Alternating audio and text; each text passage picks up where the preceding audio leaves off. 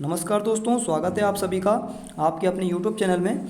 साथियों, आज हम MP पुलिस कांस्टेबल 2021 की जो परीक्षा होने वाली है संभवतः अप्रैल में हो सकती है, और यदि नहीं भी होती तो हमें काफ़ी समय मिल जाएगा। और देखिए दोस्तों, हमें जो है परीक्षा में जाने से पहले प्रीवियस ईयर के क्वेश्चन देखना काफ़ी ज़्यादा इंपॉर्टेंट हो जाते हैं। तो आज इस सीरीज़ के अंदर हम विज्ञान के सभी तरह के क्वेश्चंस डिस्कस करने वाले हैं, जिसमें 19 तारीख, 20 तारीख और 21 तारीख 2017 की शिफ्ट नंबर हमने पहले ली है यहाँ पे, ठीक है ना। तो हम पहले डिस्कस करेंगे शिफ्ट नंबर पहले वाले क्वेश्चन जो पहली शिफ्ट में आए हुए हैं, उनकी केवल विज्ञान के क्वेश्चन हम यहाँ पे डिस्कस कर लेंगे, ठीक है ना। तो चलिए आइए शुरू कर देते हैं विज्ञान के क्वेश्चन जो कि काफ़ी ज़्यादा इंपॉर्टेंट रहेंगे आप सभी के लिए। देखिए शुरू करते हैं। पहला क्वेश्चन आपके सामने है, आप बिल्कुल पढ़ते जाइए और साथ में आप आंसर्स भी बता सकते हैं, ठीक है ना।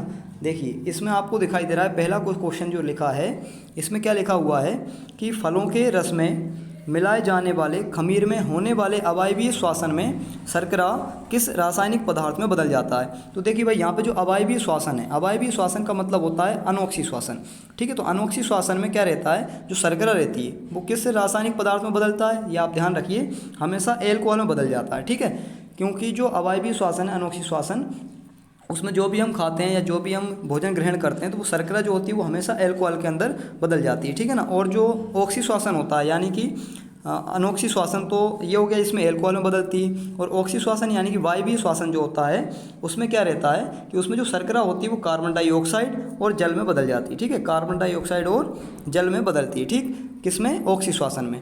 और अनोक्सी श्वसन में क्या रहता है, अवायवीय श्वसन में एल्कोहल में बदल जाती है। बाकी और इसके बारे में ये और जो ऑप्शन दिए हैं इन्हें भी हम क्लियर कर लेते हैं। देखिए साइट्रिक जो एसिड है, साइट्रिक एसिड हम जानते हैं किसमें पाया जाता है, ये पाया जाता है नींबू में, ठीक है, नींबू में पाया जाता है। इसके अलावा संतरा में पाया जाएगा, ठीक। इसके बाद जो फॉर्मिक एसिड है, फॉर्मिक एसिड जो पाया जाता है वो चींटी में, चींटी के डंक में, मधुमक्खी के डंक में, साथ में बिच्छू में, तो इनके अंदर फॉर्मिक एसिड पाया जाएगा। और जो लैक्टिक एसिड है, लैक्टिक अम्ल हम जानते हैं, लैक्टिक अम्ल होता है दूध और दही आदि में पाया जाता है, ठीक है। बाकी एल्कोहल अपना अवायवीय श्वसन में शर्करा के द्वारा बनेगा, ठीक है ना। तो ये बात आप ध्यान रखिए। इसके बाद देखिए अगला क्वेश्चन जो है, तो इसका उत्तर क्या है आपका, एल्कोहल था, ठीक है ना। चलिए इसके बाद देखिए अगला क्वेश्चन देख लेते हैं। तो अगले क्वेश्चन में देखिए आपको दिखाई दे रहा है कि ब्रायलर चिकन के बारे में उन्होंने बताया है। तो ब्रायलर चिकन का भरण क्या होता है, ठीक है ना, क्या है। तो ब्रायलर चिकन का जो भरण है वो क्या है, इसके बारे में आपको आंसर्स बताना है। तो देखिए पहला ऑप्शन लिखा है कि भरपूर संपूरक के साथ पर्याप्त मात्रा में वसा एवं पर्याप्त कार्बोहाइड्रेट से भरपूर प्रोटीन। तो ये जो ब्रायलर चिकन है, सबसे पहले मैं आपको बता दूं ब्रायलर चिकन होता क्या है। तो ब्रायलर चिकन जो है ये एक मुर्गी की क्या है, नस्ल है। जो मुर्गी होती है उसकी ये क्या है, नस्ल है, ब्रायलर चिकन इसको हम कहते हैं, ठीक है ना। और ये नस्ल जो होती है अंडे नहीं देती थी, भाई क्या होता है, ये अंडे नहीं देती है, ठीक है ना। जो ब्रायलर चिकन की जो डिश है या एक तरह से मुर्गी का एक नस्ल है, वो अंडे नहीं देती है, ठीक है। और इनमें जो है ना काफ़ी ज़्यादा मांस जो है पाया जाता है, ठीक है, इनके अंदर काफ़ी ज़्यादा मांस होता है। तो इसका जो सही उत्तर आपको देखिए यहाँ पे लगाओगे तो आप सही उत्तर इसका क्या रहेगा, पहला ही वाला इसका सही उत्तर है, क्योंकि इसमें भरपूर तरह से प्रोटीन इसमें रहता है, कार्बोहाइड्रेट अच्छे से रहता है इसके अंदर, और पर्याप्त इसमें वसा भी पाई जाती है, ठीक है ना। ब्रायलर चिकन के अंदर काफ़ी ज़्यादा पर्याप्त वसा रहती है और भरपूर तरीके से कार्बोहाइड्रेट इसमें मिलता है। तो इसका फर्स्ट ऑप्शन जो है वो इसका बिल्कुल लास्ट बिल्कुल राइट ऑप्शन इसका रहेगा, ठीक है ना। चलिए इसके बाद देखिए अगला क्वेश्चन हम देख लेते हैं। तो अगले क्वेश्चन में आपको दिखाई दे रहा है, आगे क्रम में देखें तो काफ़ी ज़्यादा इंपॉर्टेंट क्वेश्चंस रहेंगे, क्योंकि इनसे संबंधित बहुत सारी चीज़ें हैं। देखिए ये क्वेश्चन तो रिपीट हो गया है। इसके बाद देखिए जो अगला क्वेश्चन है वो ये रहा आपके सामने। इसमें आपको दिखाई दे रहा है कि जब सोडियम क्लोरीन के साथ अभिक्रिया करता है तो सोडियम क्लोराइड का निर्माण होता है। अभिक्रिया में ऊष्मा का क्या होगा यहाँ पर बताना है, क्या विनिमय हो जाएगा या विनिमय नहीं होगी, अपघटित होती है, विकसित होती है, अवशोषित होती है। तो देखिए अब जब सोडियम क्लोरीन के साथ क्या करेगा क्रिया, जब सोडियम जो है क्लोरीन के साथ क्रिया करता है यानी Cl के साथ जब क्रिया करता है तो उस समय सोडियम क्लोराइड बन जाता है। तो सोडियम जब क्लोराइड बनता है, ठीक है, तो इसमें क्या होता है, ध्यान रखिए भाई, ऊष्मा जो होती है ना वो विकसित होती है इसमें, ठीक है। इसमें ऊष्मा क्या होती है, हमेशा विकसित होती है, मतलब इनमें क्या होता है, आयन रहते हैं, तो ये आयनिक बंध बनता है इनके अंदर, ठीक है ना। तो आयनिक बंध के कारण ही तो ये क्या हो जाता है, इसमें ऊष्मा विकसित होती है, यानी इसका जो सही उत्तर होगा वो क्या हो जाएगा, ऊष्मा विकसित होती है, ठीक है, क्योंकि आयन के कारण यहाँ पे ऊष्मा बनती है, ये बात आप ध्यान रखिए। चलिए इसके बाद देखिए अगला क्वेश्चन देखें हम। तो अगले क्वेश्चन में आपको दिखाई दे रहा है, देखिए पशुओं में ना पाए जाने वाले ऊतक का नाम बताइए। तो देखो पशु के अंदर ऐसा कौन सा ऊतक है जो नहीं पाया जाता है, ठीक। तो पहली चीज़ तो देखिए आप यहाँ पे दो तरह के ऊतक होते हैं, एक जंतु ऊतक होता है एक तो जंतु ऊतक होता है और इसके बाद एक होता है पादप ऊतक। ठीक है, तो पादप में भी ऊतक अलग पाए जाते हैं और जंतु में अलग पाए जाते हैं। तो बात यहाँ पे क्वेश्चन में क्या है, पशु की, यानी जंतु है एक ये। तो जंतु में जो ऊतक होते हैं वो 5 प्रकार के होते हैं, ये बात आप ध्यान रखिए। पहला होता है उपकला ऊतक, आप लिख भी सकते हैं। पहला क्या होता है, उपकला ऊतक होता है। फिर होता है संयोजी ऊतक, इसके बाद पेशी ऊतक होता है, तंत्रिका ऊतक होता है और जनन ऊतक होता है। ठीक है, तो पशुओं में ये 5 प्रकार के ऊतक पाए जाते हैं। अब इनमें से निम्न में से कौन सा जो है इसमें नहीं पाया जाएगा पशुओं, वो हमें बताना है। तो देखिए आपको यहाँ पे दिखाई दे रहा है बसीय ऊतक जो है, तो बसीय ऊतक तो भाई इसके अंदर देखिए पाया जाएगा बिल्कुल, ठीक है ना, क्योंकि ये पेशी ऊतक में भी आ जाता है। इसके बाद देखिए पार्श्व तंतु ऊतक, तो पार्श्व तंतु जो ऊतक है ये भी क्या है, इसी जंतु ऊतक का ही भाग है। इसके बाद संयोजी ऊतक, तो संयोजी ऊतक क्या है, ये भी किसका भाग है, पशु यानी कि जंतु ऊतक का भाग है संयोजी ऊतक। लेकिन ये विभाज्योतक जो ऊतक है ये इसके अंतर्गत नहीं आता है। क्यों नहीं आता है, क्योंकि विभाज्योतक की जो ऊतक है ये पादप जंतु का रहता है, यानी ये पादप जो होते हैं पादप ऊतक का भाग है कौन, विभाज्योतक ऊतक। ठीक है ना, तो इसका जो सही राइट आंसर जो रहेगा वो क्या रहेगा, विभाज्योतक ऊतक। ये किसका भाग है, ये पादप ऊतक का भाग होता है। ठीक है, बाकी बसीय ऊतक, पार्श्वतंतु ऊतक, संयोजी ऊतक, ये सभी किसके भाग हैं, ये जंतु ऊतक के भाग है। ठीक है, तो इसका जो राइट आंसर रहेगा वो क्या रहेगा, दूसरा। ठीक है, चलिए इसके बाद देखिए अगला क्वेश्चन देख लेते हैं। तो अगले क्वेश्चन में देखिए आपको दिखाई दे रहा है कि वह सर्वाधिक सुविधापूर्ण दूरी जिस पर कोई व्यक्ति सामान्य आंखों से पढ़ सकता है। तो देखिए ऐसी कौन सी दूरी जिससे सामान्य आंखों के द्वारा हम पढ़ सकते हैं, तो सभी जानते हो भाई 25 सेंटीमीटर यानी 25 सेंटीमीटर से आप देखेंगे तो वो एक सामान्य दूरी कहलाएगी। ठीक है, तो ये इसका राइट आंसर रहेगा। इसमें बाकी और ऐसा कुछ ज़्यादा खास बताने वाला नहीं है। ठीक है ना, तो ये इसका राइट आंसर है। चलिए इसके बाद देखिए आगे क्वेश्चन देखें।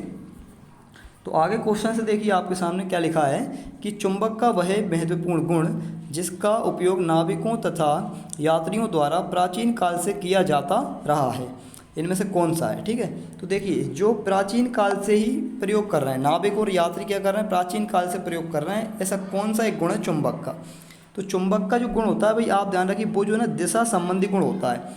जो प्राचीन काल से यात्री हुए, नाविक हुए, जो अपनी जो नाविक या नाव होती है उसमें चुंबक का प्रयोग क्यों करते हैं, ताकि दिशा संबंधी ज्ञान उनको मिलता रहे। ठीक है ना, मतलब दिशा की जानकारी मिलती है इससे, चुंबक से, प्राचीन काल के द्वारा।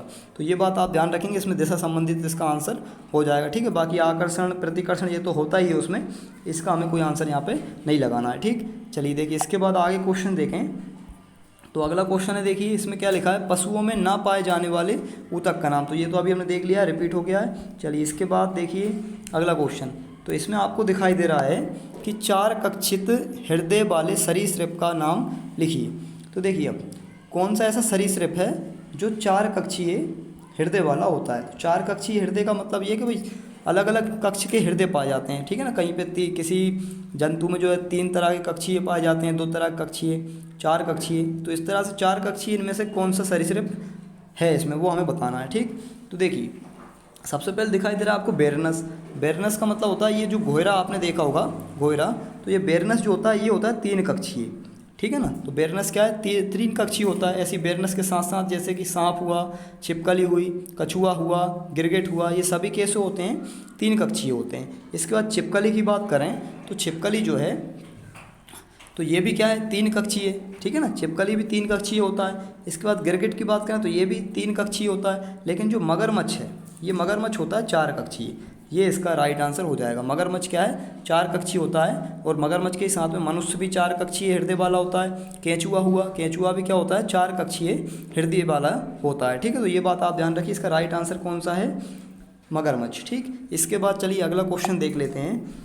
तो अगला क्वेश्चन देखिए, अगले क्वेश्चन में दिखाई आपको दे रहा है कि चुंबक का वह महत्वपूर्ण गुण, ये भी रिपीट हो गया। चलिए देखिए अगला क्वेश्चन देखते हैं। तो अगला क्वेश्चन है भाई कि हैजा किसके कारण होता है। तो हैजा इनमें से किसके कारण होता है ये आपको बताना है। तो क्या कवक के कारण होता है, प्रोटोजोआ के कारण होता है, पायरिया के कारण होता है, वायरस के कारण होता है, जीवाणु के कारण होता है। तो देखिए सबसे पहले बात करें हम कवक की। तो कवक मतलब क्या होता है, फंगी होता है या फंगस कह सकते हैं हम इसको। ठीक है ना, तो कवक से होने वाले जो रोग हैं उनमें आ जाती है जैसे खाज हुई, खुजली हुई, दाद, दमा, एथलीट फ्रूट भी कहते हैं, गंजापन भी हो जाता है। तो दाद, खुजली, दाद है ना, दमा, ये कुछ थोड़ा ध्यान रखिए आप, ये कवक के कारण होते हैं। जबकि बात चल रही है जाके, तो ये कवक तो इसका आंसर नहीं हो सकता। तो जब कवक आंसर नहीं है तो फिर कौन सा आंसर होगा इसका। और आगे बढ़ते हैं, देखिए प्रोटोजोआ तो होगा क्या, तो प्रोटोजोआ से यानी कि जो परजीवी होते हैं उनके कारण होने वाले रोग क्या क्या हैं? मलेरिया हुआ, पायरिया हुआ, सोने की बीमारी हो जाती है, पेचिस हो जाता है, काला ज्वर हो जाता है। तो मलेरिया, पायरिया, सोने की बीमारी ये सब किससे होते हैं? प्रोटोजोआ के कारण होते हैं, जबकि हैजा तो इसमें है नहीं। अब आ जाते हैं वायरस पर। तो वायरस यानी कि वायरस मतलब बीजाणु होता है ना, विषाणु। तो वायरस विषाणु होता है, तो इसके कारण होने वाले जो रोग हैं वो होते हैं भाई, जैसे कि एड्स हुआ, ठीक है ना, डेंगू हुआ, पोलियो हुआ, चेचक, छोटी माता, पीलिया, रेबीज़ का टीका जो लगता है वो भी वायरस के कारण ही होता है, रेबीज़ जो बीमारी है। तो एड्स, डेंगू है ना, रेबीज़, ये कुछ ध्यान रखिए, ये वायरस के कारण होते हैं। अब जो जीवाणु बचा ये अपना राइट आंसर होगा, क्योंकि जो हैजा है वो जीवाणु के कारण होता है, ठीक है। जीवाणु के कारण होने वाले रोग में जैसे टिटनेस हुआ, हैजा हुआ, टाइफाइड, क्षय रोग, प्लेग, काली खांसी, निमोनिया, कोढ़, ये सभी कैसे हैं? ये जीवाणु के कारण होते हैं। तो हैजा क्या है? जीवाणु के कारण होगा। तो राइट आंसर क्या है इसका? 4th नंबर का हो जाएगा, this is a right answer, ठीक है। क्या है इसका आंसर? जीवाणु। इसके बाद चलिए आगे वाला क्वेश्चन हम डिस्कस कर लेते हैं। तो आगे का जो क्वेश्चन है वो लिखा है एड्स। तो एड्स, इसके बाद खाली स्थान दिखाई दे रहा है, के द्वारा संचारित नहीं हो सकता। तो एड्स के किसके द्वारा संचारित नहीं हो सकता? मतलब फैलना, किसके द्वारा नहीं फैल सकता? तो लैंगिक संपर्क कारण नहीं फैल सकता क्या? तो लैंगिक संपर्क कारण तो फैलता है बिल्कुल, ठीक है ना। इसके बाद गले लगाना, तो गले लगाने से होगा क्या? ठीक है, तो गले लगाने से भी एड्स क्या फैलेगा क्या? तो इससे तो नहीं फैलेगा, ठीक है ना। बाकी देखिए, स्तन्य आहार, रक्तादान, तो मतलब कि एक दूसरे को खून चढ़ाना, एक व्यक्ति का दूसरे व्यक्ति को खून दे देना, अगर वो एड्स है पहले से किसी को, दूसरे को भी हो जाएगा। लैंगिक संपर्क बनाने से हो जाएगा, स्तन्य आहार करने से हो जाएगा। भाई गले लगाने से ऐसा कोई एड्स वगैरह नहीं संचारित होगा, ठीक है। तो ये इसका राइट आंसर रहेगा, कौन सा? गले लगाना, इससे एड्स संचारित नहीं होता है गले लगाने से, ठीक है। चलिए इसके बाद देखिए अगला क्वेश्चन हम देख लेते हैं। तो अगले क्वेश्चन में आपको दिखाई दे रहा है, देखिए, पानी के शुद्धिकरण की कौन सी पद्धति कीटाणुओं को नहीं मारती? तो कीटाणु कौन सी पद्धति से नहीं मरते? उबालने से तो मर जाते हैं, आसवन करने से भी मर जाएंगे, क्लोरीकरण मतलब क्लोरीन से तो वैसे ही पानी को शुद्ध किया जाता है, तो इनसे तो बिल्कुल पानी के जो कीटाणु वो तो मर जाते हैं। लेकिन छानने वाली जो प्रक्रिया है इससे कोई अशुद्धि का मतलब इलाज नहीं है, ठीक है ना, इससे कोई पानी शुद्ध नहीं होता है छानने से, ठीक। तो ये इसका आंसर सही होगा कि भाई शुद्धिकरण की कौन सी पद्धति कीटाणुओं को नहीं मारती? वो है छानना, ये नहीं मारेगी, ठीक है। इसके बाद देखिए अगला क्वेश्चन हम देख लेते हैं। तो अगले क्वेश्चन में दिख रहा है आपको कि हृदय, धमनियाँ तथा सिराएं एक साथ कार्य करते हैं, ये संगठन के किस स्तर का उदाहरण है? मतलब ये संगठन जो है इनका, हृदय का, धमनियों का, सिराओं का, ये संगठन किस स्तर का कार्य करता है, मतलब किस स्तर का है, मतलब उदाहरण तो है ना। तो इसका उत्तर जो होगा वो क्या हो जाएगा? ये सभी जो है ये अपने क्या अंग प्रणाली के हिस्से हैं। क्या है? ये सभी अंग प्रणाली का हिस्सा यानी ऑर्गन सिस्टम है ये अपना, तब जाके ये सब काम आसानी से हो पा रहा है, ठीक है। तो अंग प्रणाली सही उत्तर हो जाएगा इसका। बाकी ऊतक तो कोशिका से मिलके बनता है, ठीक है, वो कोशिका इसका उत्तर होगा नहीं, ठीक है। अंग अकेला होगा नहीं, क्योंकि ये पूरे अंगों का एक प्रणाली है, पूरा अंगों का सिस्टम है पूरा। चलिए इसके बाद देखिए आगे क्वेश्चन जो है, तो इसी तरह के क्वेश्चन जो है एमपी पुलिस में आपको फिर से देखने को मिलेंगे, इसलिए बिल्कुल अच्छे से सभी क्वेश्चन प्रीवियस ईयर के कर लीजिए, क्योंकि बिना प्रीवियस ईयर के हम आगे की परीक्षा का अंदाज़ा नहीं लगा पाएंगे, ठीक है ना।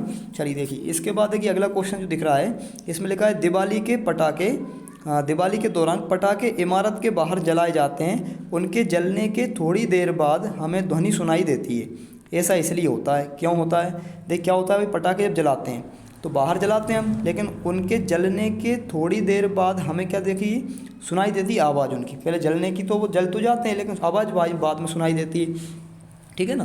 तो ऐसा क्यों होता है? तो ऐसा इसलिए होता है क्योंकि इसमें क्या रहता है भाई, देखिए डायरेक्ट इसका उत्तर मैं आपको बता देता हूँ कि इसमें क्या रहता है, प्रकाश ध्वनि से क्या होता है, तेज़ यात्रा करता है। जो प्रकाश होता है वो ध्वनि से तेज़ यात्रा करता है। प्रकाश तो जल्दी पहुंच जाता है, लेकिन ध्वनि बाद में आती है, क्योंकि प्रकाश ध्वनि से तेज़ यात्रा करता है। ये बात ध्यान रखिए, नॉर्मल सा क्वेश्चन था, ज़्यादा टफ क्वेश्चन नहीं है।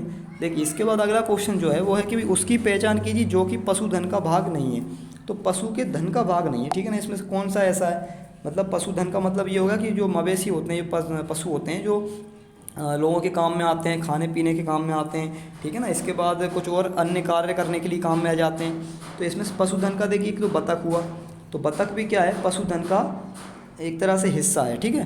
तो पशु जो बतख है काफ़ी ज़्यादा महंगी होती है और एक अच्छा मतलब एक तरह से पशु हम कह सकते हैं, पक्षी कह सकते हैं, ठीक है ना, अच्छा एक जो काम में आता है लोगों के, ठीक। इसके बाद मुर्गी हुई, तो ये तो बिल्कुल पशुधन है, इसको तो लोग खाते भी हैं। मवेशी कई कार्य करने के लिए आ जाते हैं, लेकिन जो मोर है ये हमारा पशुधन का हिस्सा नहीं है, ठीक है, क्योंकि मोर को कोई ना तो पकड़ सकता है, ठीक, ना ही उसको मतलब ये एक तरह से अपना मतलब राष्ट्रीय एक तरह से ये अपनी प्रकृति का क्या है, एक तरह से एक वरदान टाइप का है मोर, ठीक है, जो कि अपना राष्ट्रीय पशु भी है ना, राष्ट्रीय पक्षी सॉरी, तो राष्ट्रीय पक्षी भी है। तो मोर जो है काफ़ी ज़्यादा इंपॉर्टेंट रहेगा, इसमें पशुधन का हिस्सा नहीं है, ठीक, मोर। चलिए देखिए इसके बाद अगला क्वेश्चन डिस्कस करें। तो अगले क्वेश्चन में लिखा है कि वाहन के पहियों में खाँचों को बनाया जाता है ताकि, भाई जो पहिए में खाँचे बनाए जाते हैं वो क्यों बनाए जाते हैं, जिससे क्या हो जाए, घर्षण में वृद्धि हो जाए या घर्षण में कमी हो जाए, ठीक है, या फिर घर्षण एक समान रहे या फिर घर्षण हट जाए बिल्कुल ही। तो घर्षण में वृद्धि हो जाए, घर्षण ज़्यादा से ज़्यादा हो, इसलिए हम क्या करते हैं, लोग खाँचे बनाते हैं। टायर में कुछ इस तरह के निशान बने रहते हैं टायर के अंदर, वो इसलिए बनते हैं ताकि अच्छे से पकड़ मजबूत हो ज़मीन से, ठीक है ना, घर्षण अच्छे से हो।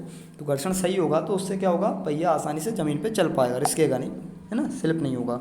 चलिए अगला क्वेश्चन देख लेते हैं। तो देखिए अगले क्वेश्चन में दिखाई दे रहा है कि फसलों की खेती के लिए वनों का सफाया किया जाता है या जा रहा है, इस प्रकार के अभ्यास का पर्यावरणीय प्रभाव इसका नेतृत्व करेंगे, ठीक है। तो अब पर्यावरणीय जो प्रभाव है वो निम्न में से किसका नेतृत्व करता है, ठीक है, जिससे कि वनों का सफाया होता जा रहा है जिस वजह से।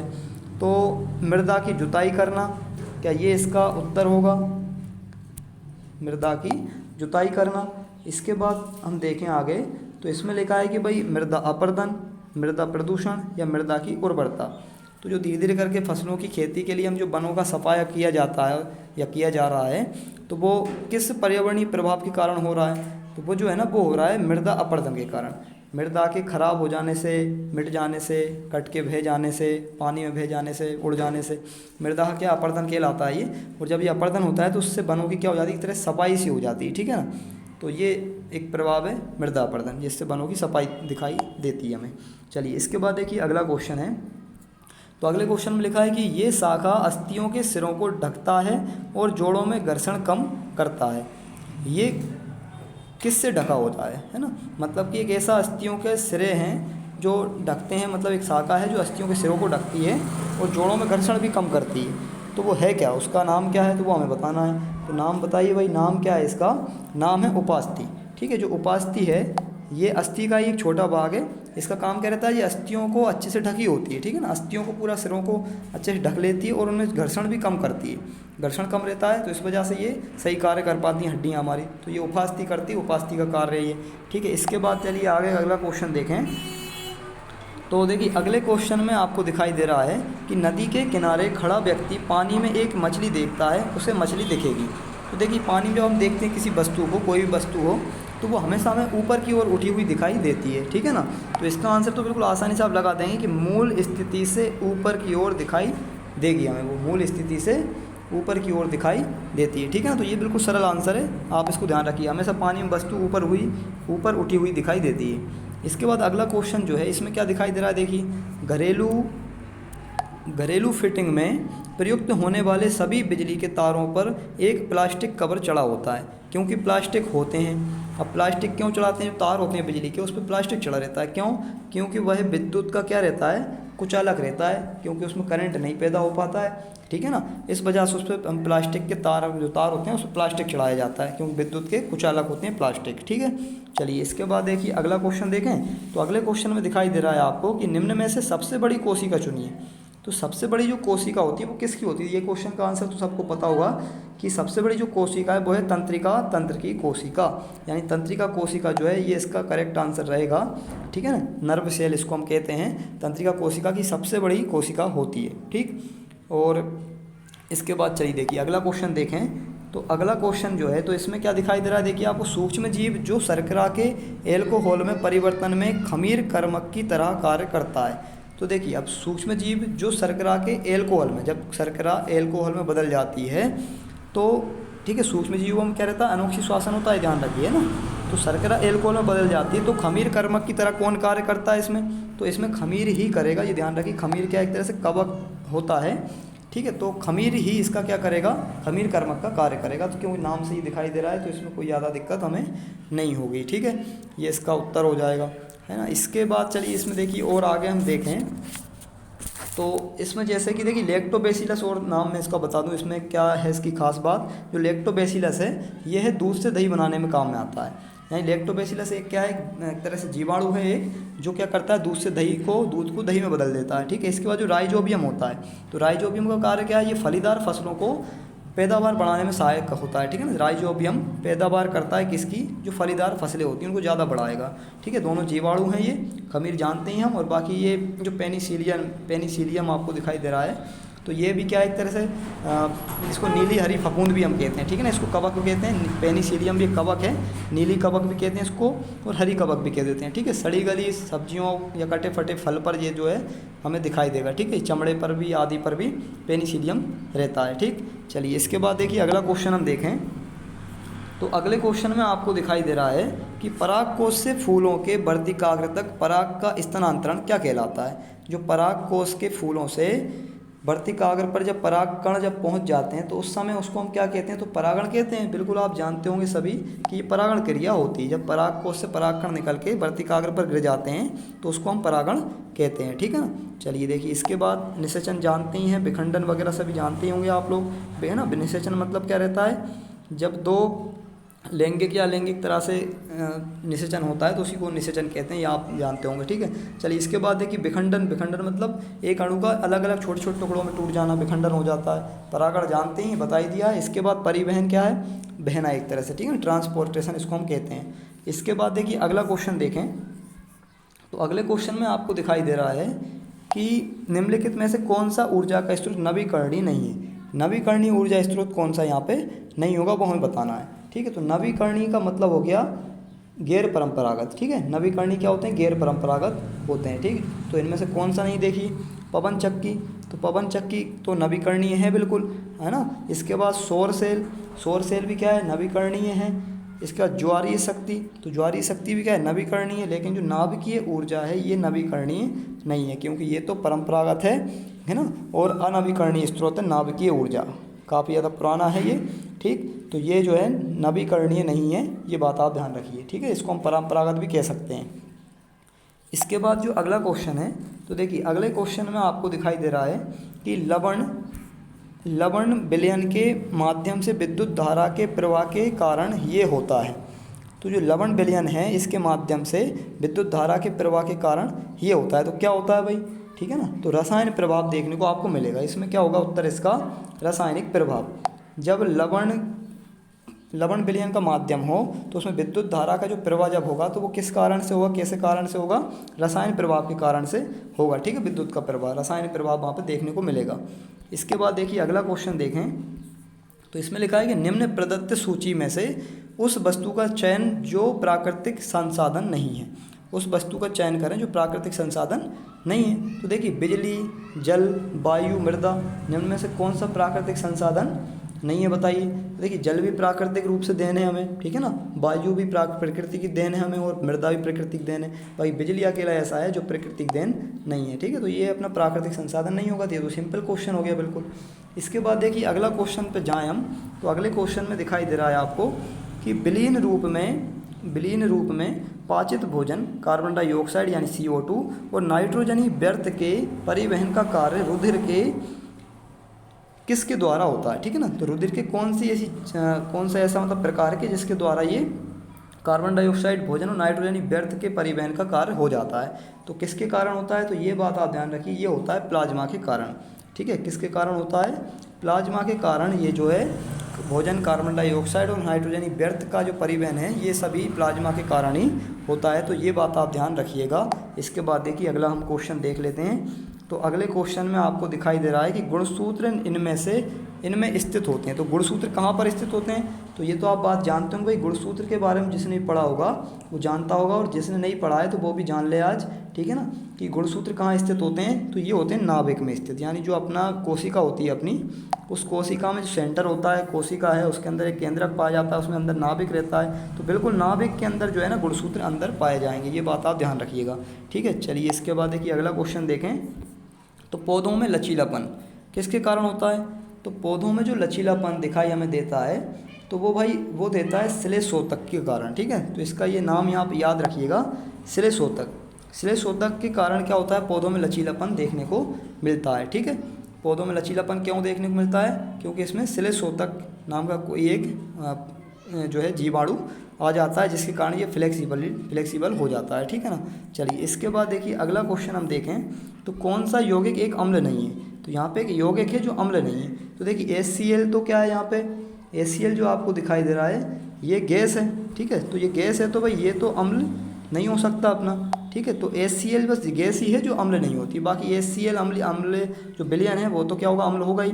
NH4OH, ठीक है, ये भी विलयन जो है अम्ल होता है। नौसदर का पेस्ट भी हम इसे कह देते हैं। इसके बाद NH3 गैस, तो NH3 गैस यानी अमोनिया जो गैस है तो ये भी अम्ल नहीं होती, केवल HCl गैस जरूर अम्ल होती है, क्योंकि वो पूरा ही अम्ल होता है उसका विलयन। तो गैस भी क्या होगी, विलयन, ठीक है ना। HCl gas. अच्छा इसमें क्वेश्चन में क्या दिया, देखो कौन सा एक अम्ल नहीं है, तो अम्ल नहीं है बताना है हमें, ठीक है। तो देखिए NH3 जो गैस है ये अम्ल हो जाती है, अमोनिया गैस अम्ल है। NH4OH अम्ल है। HCl विलयन अम्ल है, लेकिन जो HCl गैस है ये अम्ल नहीं होती। HCl विलयन तो अम्ल होता है, लेकिन HCl जो गैस है ये अम्ल नहीं होती। ये बात आप ध्यान रखिए भाई कि ये अम्ल नहीं होती है, ठीक है ना। तो क्या अम्ल नहीं होती है, HCl गैस अम्ल नहीं होती, ये इसका करेक्ट उत्तर रहेगा, ये आप बात ध्यान रखिएगा। चलिए ठीक है, इसके बाद देखिए अगला क्वेश्चन हम देखें तो अगले क्वेश्चन में दिख रहा है आपको कि शिलेशोतक का अनुपात दिखाई दे रहा है हेमीसेल्यूलोज के साथ, ठीक है। इसी तरह से दृढ़ोतक का जो अनुपात होगा वो किसके साथ होगा, वो हमें यहाँ पर मिलाना है, ठीक। तो इसका जो सही अनुपात बनेगा वो किसके द्वारा बन जाएगा, वो बन जाएगा लिग्निन के द्वारा, ठीक है। जो आपको लिग्निन दिख रहा है, लिग्निन, तो इसके द्वारा बनेगा, ठीक है। तो इसका उत्तर सही लिग्निन हो जाएगा, ठीक। इसके बाद देखिए आगे हम अगला क्वेश्चन देखें तो अगले क्वेश्चन में दिखाई दे रहा है कि एक तत्व जो पानी में संग्रहित होता है, पानी के अंदर जिसे हम रख सकते हैं, वो कौन सा ऐसा तत्व है। तो देखिए पानी में किसको रखा जाता है, पानी के अंदर रखा जाता है फास्फोरस को, ठीक है। आपने पढ़ा भी होगा कि पानी के अंदर रखा जाता है फास्फोरस को, क्योंकि ये उड़ जाता है, ठीक है, ये उड़ता बहुत जल्दी है, इसलिए इसको पानी के अंदर रखा जाता है। इसके बाद जस्ता, जिनका हम जानते ही हैं, ठीक है, परत चलाने के काम में आता है लोहे पर। सोडियम, पानी, ये सोडियम जो होता है, सोडियम और पोटेशियम जो हैं ये कैसे पदार्थ हैं, इनको जो है सोडियम को मिट्टी के तेल के अंदर रखा जाता है, ठीक है, सोडियम को। और फास्फोरस ऐसा पदार्थ है जिसको पानी में संग्रहित करके रखा जाता है, ये बात आप ध्यान रखिए, ठीक। चलिए इसके बाद देखिए अगला क्वेश्चन हम देखें तो अगले क्वेश्चन में मुलायम धातु हैं जिन्हें आसानी से चाकू से काटा जा सकता है। तो मुलायम धातु कौन सी ऐसी जिसे आसानी से हम चाकू से भी काट सकते हैं। तो चाकू से काटने वाली जो धातु होती है वो होती हैं सोडियम और पोटेशियम, ये आप ध्यान रखिएगा। सोडियम पोटेशियम ऐसी धातु है जिनको चाकू से भी काटा जा सकता है, ठीक है, ये बात आपको ध्यान रखने वाली हो गई। इसके बाद चलिए देखिए अगला जो क्वेश्चन है उसको हम देखें तो क्या लिखा है, देखिए अधिकांश जीवाश्म ईंधनों में होते हैं। तो जो अधिकांश जीवाश्म ईंधन होता है उनमें ज़्यादातर क्या होता है, तो उनके अंदर जो है त्वरित दहन की प्रकृति पाई जाती है। क्या पाई जाती है, त्वरित दहन की प्रकृति। ज़्यादातर जो जीवाश्म ईंधन है वो जल्दी जल्दी जल जाते हैं, त्वरित दहन का मतलब जल्दी से जल जाते हैं, ठीक है ना। तो ये इसकी गुण है इसका एक जीवाश्म ईंधन का। इसके बाद अगला जो क्वेश्चन है वो है ओजोन का अपक्षय मुख्य रूप से इसके कारण होता है। तो ओजोन का जो अपक्षय हो मतलब ओजोन जो परत है वो किसके कारण खराब हो जाती है, कट जाती है, है ना, या बीच में से जो उसमें छेद हो जाता है, तो वो किसके कारण हो जाता है, वो होता है क्लोरोफ्लोरो कार्बन के कारण, ठीक है। ये आपने पढ़ रखा होगा पहले से भी, सबको जानकारी होगी बिल्कुल। क्लोरोफ्लोरोकार्बन यौगिक जो है वो ओजोन परत के क्षरण का कारण होता है, ठीक है ना, अपक्षय का कारण होता है। इसके बाद अगला क्वेश्चन है कि निम्न में से कौन सी एक यूकैरियोटिक कोशिका है, कोशिका नहीं है, ठीक है, यूकैरियोटिक कोशिका नहीं है। तो कौन सी नहीं है, देखिए तो यूकैरियोटिक का मतलब होता है एक तो होती है प्रोकैरियोटिक और एक होती है यूकैरियोटिक। तो प्रोकैरियोटिक में क्या रहता है, केंद्रक जो है ना सही तरीके से विकसित नहीं रहता है, ठीक है ना, सही तरीके से विकसित नहीं होता है। जैसे कि जीवाणु वगैरह हुआ, इनके सही तरीके से विकसित नहीं होते हैं, ठीक है। तो जब विकसित नहीं होते हैं तो फिर वो क्या करते हैं भाई, वो किसी तरह का कोई ज़्यादा आगे नहीं बढ़ पाते हैं, मतलब वो एक कोशिकीय होकर रह जाते हैं, बहुकोशिकीय भी नहीं बन पाते हैं, जीवाणु वगैरह जो हुए वो एक जंतु नहीं बन पाता है। तो यूकैरियोटिक क्या होते हैं, जिनमें विकसित होते हैं, सभी जीव विकसित हो जाते हैं, कोशिका विकसित हो जाती है। तो यूकैरियोटिक कोशिका यहाँ पर कौन सी नहीं होगी, देखिए पशु है, जो पशु तो भाई यूकैरियोटिक में आएगा बिल्कुल, क्योंकि विकसित है, पौधा भी विकसित है, कवक भी क्या है, विकसित है, लेकिन जीवाणु ऐसा जो विकसित नहीं होता है, इसलिए ये यूकैरियोटिक कोशिका के अंतर्गत नहीं आएगा, ठीक है। चलिए देखिए इसके बाद अगला क्वेश्चन देखें तो अगले क्वेश्चन में लिखा है कि प्रयोगशाला में जीवाणु संवर्धन के लिए प्रयुक्त अगर माध्यम का स्रोत है। तो प्रयोगशाला में जो जीवाणु के संवर्धन हम करेंगे तो उसमें अगर माध्यम कौन सा लेना पड़ता है, तो अगर माध्यम का जो कार्य करता है तो वो कौन करता है, अगर माध्यम का कार्य वो करता है लाल शैवाल। इसमें लाल शैवाल प्रयोग किया जाता है। तो ये बात आप ध्यान रखिएगा कि प्रयोगशाला में जीवाणु के संवर्धन के लिए लाल शैवाल का प्रयोग किया जाता है, एक माध्यम लिया जाता है लाल शैवाल का। देखिए अगला क्वेश्चन देखें, तो पट्टीदार पेशी के विषय में असत्य कथन चिन्हित करें। तो पट्टीदार पेशी के लिए असत्य कथन कौन सा है, तो पट्टीदार जो पेशी होती है उसमें जो असत्य कथन होगा वो होगा अपना अनैच्छिक। ठीक है, तो यहाँ पे जो असत्य है वो क्या है, अनैच्छिक है। मतलब कि जो पट्टीदार पेशी वो अस्थियों से जुड़ी हुई होती है, बिल्कुल सही है। इसके बाद ऐच्छिक भी होती है, ऐच्छिक मतलब वो अपनी इच्छा के अनुसार कार्य कर सकती है। ठीक है ना, धारीदार होती है, ठीक है, और अनैच्छिक नहीं होती है, मतलब बिना इच्छा के ये कार्य नहीं करेगी। ठीक है, पट्टीदार पेशी। तो असत्य कथन कौन सा इसमें, अनैच्छिक हो जाएगा। ठीक है, ये अनैच्छिक नहीं होती, ये ऐच्छिक होती है। चलिए इसके बाद देखें अगला क्वेश्चन। तो अगला क्वेश्चन, निम्नलिखित में से कौन सा घर्षण द्वारा आवेशित नहीं किया जा सकता। मतलब घर्षण से आप आवेशित नहीं कर सकते किसको, तो कॉपर एक ऐसा पदार्थ है जिसको आवेशित नहीं किया जा सकता है घर्षण के माध्यम से। ठीक है, तो ये बात आप ध्यान रखिए, घर्षण से आप आवेशित नहीं कर सकते कॉपर रोड को। ठीक, बाकी ये गिलास रोड हुई, प्लास्टिक कलम हुई, एक फुलाया हुआ गुब्बारा हुआ, ये सब कैसे घर्षण के द्वारा आवेशित हो जाते हैं, लेकिन कॉपर रोड आवेशित नहीं होती है। तो ये बात आप ध्यान रखिएगा। चलिए इसके बाद देखिए अगला क्वेश्चन देखें, तो वह तारामंडल निम्न है जिनका नाम हंटर है। तो देखिए हंटर नाम का तारामंडल तो निम्न में से कौन सा है। तो देखिए ये तो काफ़ी अच्छा क्वेश्चन है कि जो तारामंडल है जिसमें ध्रुवीय भालू आपको दिखाई दे रहा है, देखिए ध्रुवीय भालू। ठीक है, तो ध्रुवीय भालू किसको कहते हैं हम, ग्रेट बियर जो होता है ना। ध्रुवीय भालू जो है ये क्या है अपना हंटर नहीं होगा। ठीक है, ये हंटर का कार्य मतलब हंटर नहीं होगा, इसका नाम हंटर नहीं होगा। इसके बाद देखिए सीरियस जो आपको दिखाई दे रहा है, सीरियस क्या है, ये भी तारामंडल है। तो सीरियस तारामंडल क्या है, पृथ्वी से दिखने वाला सबसे चमकीला तारामंडल है। ठीक है, सबसे अच्छा चमकीला तारामंडल कौन सा है, सीरियस है। इसके बाद जो ओरायन है, तो ओरायन भी एक तारामंडल है जिसे हम कालपुण्य भी कहते हैं। ठीक है, ओरायन है, इसको हम कालपुण्य भी कहते हैं। ठीक है, इसके बाद फिर अगला है ग्रेट बियर। तो ग्रेट बियर जो है इसको हम शिकारी है ना, ग्रेट बियर जो है इसको हम कहते हैं भालू जैसा दिखाई देता है, सप्तऋषि भी हम इसे कह देते हैं। ग्रेट बियर जो है भालू जैसा होता है, सप्तऋषि भी कह देते हैं। ठीक है, बाकी इसमें जो सही उत्तर होगा वो क्या होगा, हंटर के लिए ओरायन बिल्कुल सही आंसर इसका होगा। ठीक है, एक वह तारामंडल है, ओरायन एक ऐसा तारामंडल है जिसे हम हंटर भी कह देते हैं, यानी शिकारी तारामंडल भी कहते हैं। ठीक है, इसको तो ओरायन इसका सही आंसर हो जाएगा। ठीक है, इसको कालपुण्य भी कहते हैं, शिकारी और हंटर तारामंडल भी कह देते हैं। तो ये इसका राइट आंसर है। इसके बाद देखिए अगला क्वेश्चन है, एक बटन मशरूम का छतरी जैसा गोलाकार भाग होता है। तो देखिए गोलाकार जो भाग होता है वो किसके जैसा होता है, तो इसमें तो कोई यार दिक्कत है नहीं आंसर देने में, भाई छतरी जैसा होगा तो वो छतरी ही होगा। ठीक है ना, वो क्या होगा, छतरी ही तो होगा, छतरी जैसा गोलाकार भाग होगा। ये आंसर सही हो गया इसका। चलिए इसके बाद देखिए अगला क्वेश्चन, निम्न में से कौन सी ये गंभीर रोगों की अति अभिलक्षणिक विशेषता नहीं है।